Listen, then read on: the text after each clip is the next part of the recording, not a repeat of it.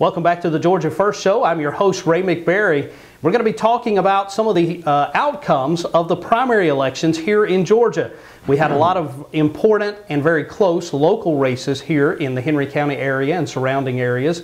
But we also had some big races across the state, especially that transportation splosh, the tax that the legislature and the Chamber of Commerce and the governor thought that they were going to force on the people of Georgia, and that everyone was just going to lie down and let it pass. We're going to talk about that and a lot more today. Joining me here in the studio, though, is my good friend and frequent guest here on the Georgia First Show, Mr. Larry Stanley. Larry, thanks for being on the show again. Well, thank you. Thank you. I'm very happy to be here and talk about, I love elections. I love Well, I know you do. It's, you know, here in America, it seems like elections have become part of the entertainment in America. But there certainly was a lot at stake in these elections that we just had very much so. This past week. Let's talk about some of those, but we want to start with one that it was really, I think, a big one all over the state, the transportation splosh tax. The governor, the Chamber of Commerce, and many of the members of the legislature told the people of Georgia, we have to have this, we absolutely have to, or Georgia's going to just crumble and fall apart and cease to exist. Well, if you look across the metro, well, first off, there were 3 of those regions that passed it, Savannah being one, and it was sold in those regions, according to news media, because it was pitched as creating jobs. Now, here in Atlanta, it was pitched as solving traffic. Well, across Atlanta, now I was personally concerned because if the region votes majority one way, then we're all stuck. Right. The counties we were concerned, I was concerned about. Gwinnett County, no, 72%. DeKalb, I'm sorry, all right, let's go with the good guys first. Douglas County, 68%. Cobb County, 71%. Henry County, 73%.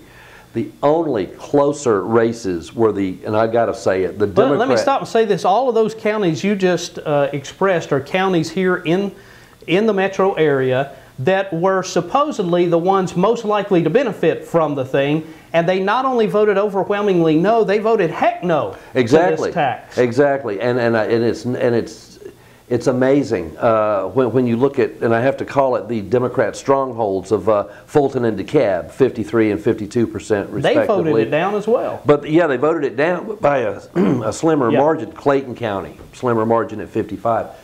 For some reason, the whole concept of taxing people to create jobs, taxing people to raise billions of dollars, and nobody really knew who was going to control it other than a bunch of appointed bureaucrats. Right. The DOT was supposed to be in play, but no, once it becomes economic development, it ceases to be a transportation tax at all.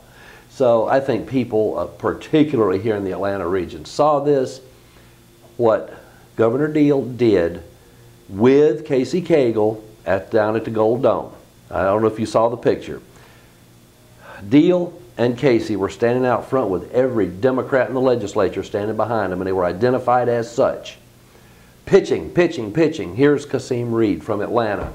And it was like, hey, Governor, did you forget which party you're in? Hey, Casey, you forget which party you're in? Yeah. Well, I think they were just simply showing their true stripes in promoting this tax. And, you know, it was a bad tax because it was going to be controlled by unelected bureaucrats. True. It was a huge tax in the worst possible time in Georgia's history to be levying a new sales tax. Right. And I think it's just a major victory for the people of Georgia that we stood up against the establishment, and the people of Georgia overwhelmingly said no. No way. And of course, the Tea Parties had a big factor in that all over the state. It's a win for the Tea Parties. People talk about politics being strange bedfellows, but in this case, the Sierra Club had their reasons because there wasn't enough rail in it. Okay? Tea Parties, because it's a darn tax we don't need. The NAACP, now this was not every black person in the state, you know, but this was very strong and led by the DeKalb group that said, you know, we're not getting anything out. We've been paying for MARTA for 20 years. Why on earth do we want another tax? Yeah, exactly. So everybody was against it. Everybody are smarter than these politicians think we are. All right, we better move on. We're Yeah. not going to cover all this. All right, let's start with some of the congressional races that affected Henry County and our surrounding areas right here in this area. Of course, Len Westmoreland was the incumbent. He won, but he did have at least a little bit of opposition from two different candidates. Right. You know, Len has been everybody's favorite for a long time, but he doesn't necessarily always vote in line with the Constitution when he's up there in Congress. I think it's good that he had some opposition this time, holding his feet to the fire. I think holding his feet to the fire is the only thing that's going to make him wake up, and I'm saying that only, and don't get me wrong, I'm not besmirching the man as a person. What I'm saying is he knows how to glad hand, he knows how to hit on the power brokers, he knows how to raise money, that's for sure. But when have you talked to him, when have you heard from him that he's not running for office or his voice was not on a robocall? Now, he brought the pork home to Henry County in the purchase of the airport. If I were in such an office, I would want to be known for something more than bringing pork home.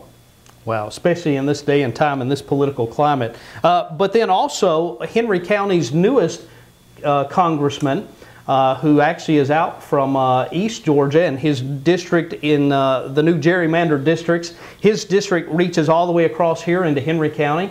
Congressman Paul Brown. He's actually the most conservative constitutionalist in the state of Georgia's delegation, and maybe even in the entire country. I was absolutely thrilled. Now, I heard a lot of people talk about him. When I met the man and talked with him, and of course I've heard him speak, you know, publicly, he's strong. He is good. He is good for Georgia. And it was great. I think he won his slot by like 70-30. Yes, you know, statewide vote. Wasn't even close. And, you know, the good thing about that is that Congressman Brown, he consistently votes in line with the Constitution. He votes in lines with the traditional values of most Georgians. And so he's one of the few that are there in Congress that actually represent the people. And when he's back here at home, he says the same things that he does there in Washington. Absolutely, absolutely. Now, I like him as a man, and I respect him as a politician. All right, let's talk about some of the state House. You know, well, I guess we still have one other congressional race to talk about. You want to talk about Hank Johnson? Oh, yeah, let's. I don't want Guam to flip over while we're talking about him.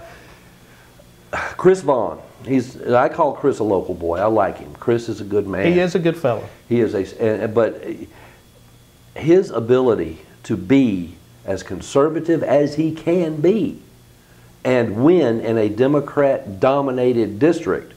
I am not only, if I could, I'd vote for him, but I am certainly praying for him. He won, you know, he had Republican opposition, which he won out over. He goes up against Hank in November. Now, I have never heard a word come out of Hank Johnson's mouth that didn't make me think, oh my, well, he's better than Cynthia McKinney. Is he? What? Still quite an embarrassment, just like Cynthia. He is a huge embarrassment. I know Chris probably isn't watching, so somebody go find Chris and tell him that here on the Georgia First Show, Ray and Larry both said something good about him. And Chris, we're going to be praying for you in the upcoming general election in November. You let us know if we can do anything to help you in that regard. All right, let's talk about some of the state races, though. Right. There are a lot of them.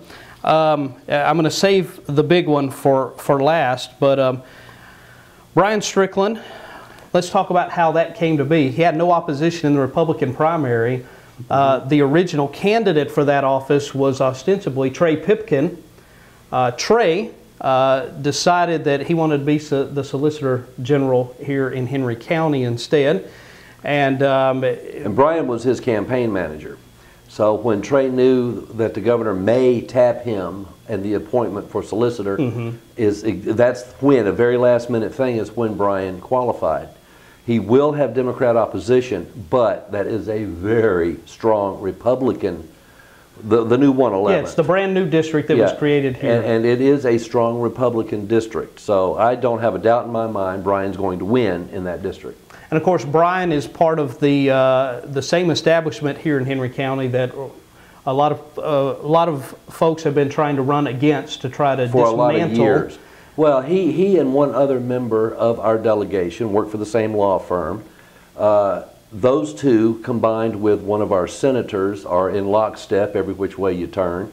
A lot of the tax and spend, now I'm not slamming on any one of those three, but a lot of the tax and spend kind of, let's put a rail line into Hampton that comes out of our Chamber of Commerce, that group, that establishment you're talking about, yep, is much more in tune with, oh, that'll help me get reelected.